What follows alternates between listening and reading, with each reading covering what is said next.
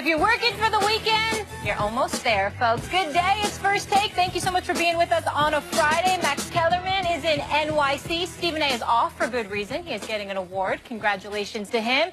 But you know this man. We're in good hands. Will Kane in the house for a full 2 hours.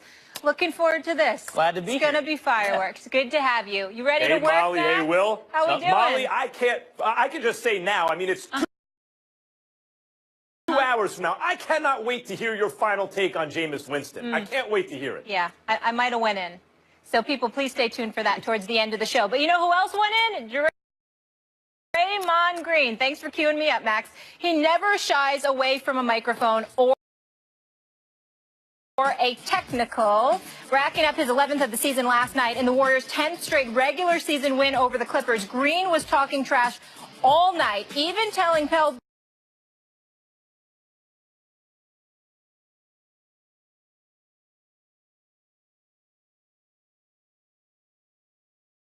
Pierce he won't get the farewell tour Kobe got as his coach prompted them to play with more emotion, and his fire lit up the rest of his squad, who put up 50 in the third quarter alone. But when you're living on the edge, or in Draymond's case, playing on the edge, sometimes it's fireworks and sometimes you get burned.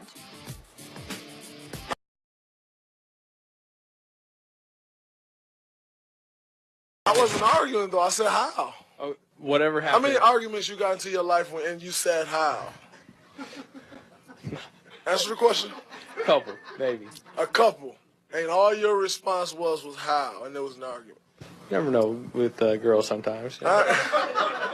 All right, I agree with you. But if you just say how, that means you're getting argued at.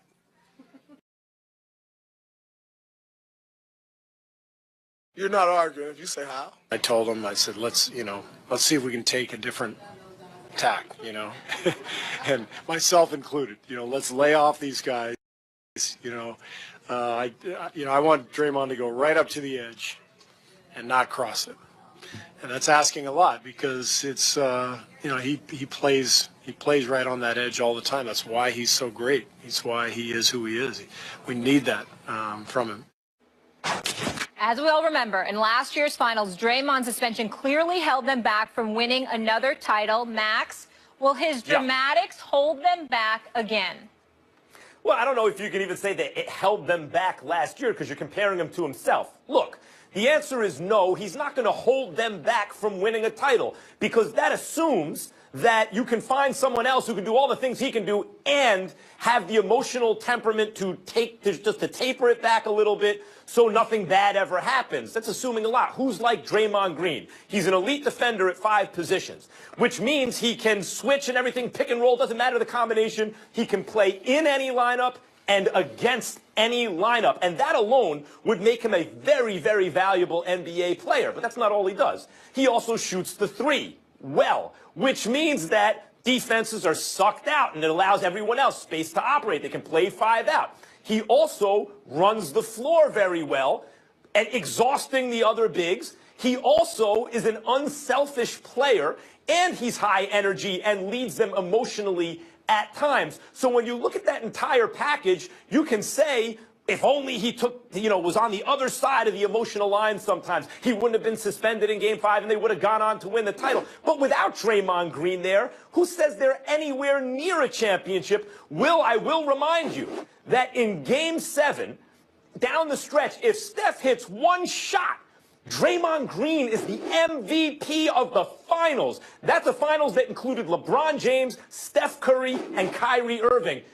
One shot, 1 3 that Steph would have hit, and Draymond, in the last 4 minutes of the game, Draymond's the finals MVP. I don't see how you can say that guy holds you back from winning a championship. Because his question isn't theoretical, Max. He already has. If we're lining up the ifs, ands, or buts, if we're playing the games of abstractions and what could have been, trust me, I'm making fewer leaps than you are. Draymond getting himself suspended in the finals last year most certainly cost the Warriors their championship. 3-1 lead, Game 5 suspension. You think if Draymond plays in that game, the dominoes don't fall in a different way? Maybe they'll win that particular game, Max, but momentum shift swings are huge in a series like that. Draymond getting suspended and costing his team a title isn't theoretical. It's been done. And what I would offer you this is he might be the only thing that can cost the Warriors a title this year. I mean, if I were making a list of things that could deny the Warriors a championship this year, he's definitely top three. What, LeBron Magic, again, greatest player in the world, rises to the occasion once again. Maybe Greg Popovich runs some Greg Popovich magic in the Western Conference Finals. But three, right there in the top three, is Draymond Green implosion again. Molly alluded to it. No. You said this. Live on the edge. Well, if Genius lives on the edge constantly. But Draymond's problem is he crosses over the edge. You heard it from his coach. We can all see it. It's not talking trash to Paul Pierce, by the way. It's this nonsense kick to Blake Griffin. I don't know if we've been playing that video or not. But this crazy, flailing, childish kicks that he throws out. It's blowing up on Kerr on the sidelines. These are the kind of things that can derail what is a historically great team. If something derails the team, it's going to be the interior defense against a team that can post against them. And I don't know who that team is because they don't have Bogut anymore. That's the kind of thing that'll derail them. Look, teams with players who have the kind of personality that Draymond does, or fiery temperament, key players with a fiery temperament. I think of Dennis Rodman a lot. Of course, the question is always, ultimately, if they succeed, can that player walk on the right side of the line? And LeBron James, to his credit, identified that emotional weakness in Draymond Green, exploited it, got him suspended for that one game. But the fact, talk about theoretical, you don't know that they win that game with Draymond or the series with Draymond. That's theoretical. Nevertheless, all you're saying is Draymond can be an even better player if he checks his emotions at times, at just the right time. That's not saying that he's going to hold them back from winning a championship. I will give you an example. Will Kane. 1926. Babe Ruth modern era, huh? is caught. He's tagged out. He's tagged out at second base to end Game 7 of the World Series with a slugger, Bob Musial, at the plate. He's thrown out trying to steal second base. One a very good base stealer. He's thrown out in Game 7 of the World Series. Babe Ruth cost them the World Series, except that the only reason they're in Game 7 is because Babe Ruth hits them to the World Series and then hits home runs during the World Series to take it to a Game 7. Did Babe Ruth hold them back from winning a World Series? You're comparing him to himself. He could be an even more perfect player. That's all you're saying about Draymond. Wow. He's not going to hold them back because he is one of the key reasons they get as far as they do. I certainly respect your baseball knowledge. I do. It's impressive. 1929 evidence might be a bit dated. 1926. Oh, I'm sorry. Let me add 3 years to that equation. 1926 evidence might be a bit dated. Let me rely on something a little more recent, if you wouldn't mind me. Just indulge me. I know a guy who argues debates on television often named, Max Kellerman. And Stephen A. Smith, and everyone I've encountered over the past 6 months who have constantly told me that the problem with Tony Romo is this, that the best ability is availability. The problem with Tony Romo isn't his play, it's whether or not he's going to be on the field. How many times have I heard that argument? What did you put the over-under on? Sure, 1 million. Okay. It's the same with Draymond.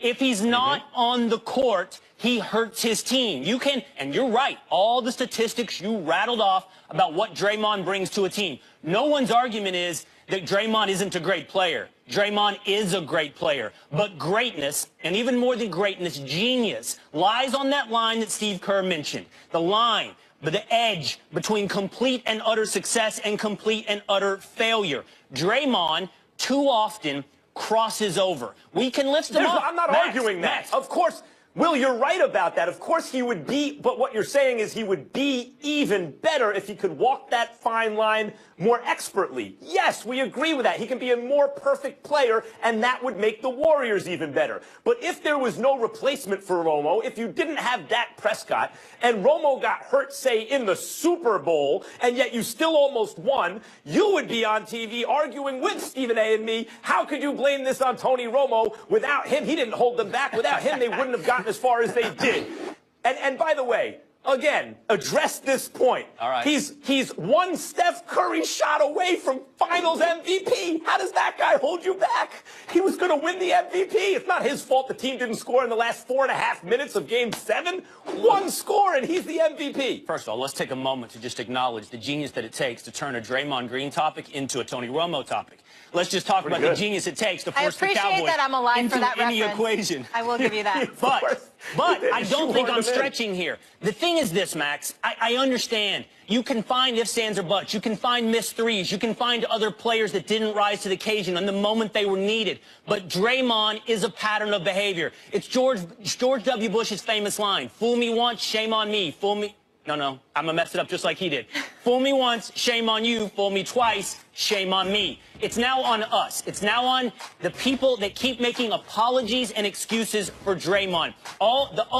There are two moments that you need last night. You need to see that kick against Blake Griffin and know that it's a pattern of behavior that goes now, half a dozen deep. If you think it's a good bet to say that won't happen again in the NBA playoffs or in the finals, you're making a bad bet. But more importantly, Max, real quick, more importantly, it's blowing up on Steve Kerr like he did last night because that shows internal team dissension. They keep a cap on it. We've heard the locker room stories. They've kept it wrangled. I question how long you can do that. There's no question, Draymond, were he to control his temper in those moments more finely, he would be an even better player. That's a long way from there to he's holding them back from a championship when he's one of their most important players on one of the greatest, at least regular season teams ever. I don't think he's holding them back. I think when you line up the risk factors to a Warriors championship, he's in the top 3. He might be number 1. Speaking of... I mean... risk factors to winning another one. Go ahead, Molly. Speaking of blowing things up, the Clippers might have wished they did that on the wrong side of that game. You know what they say.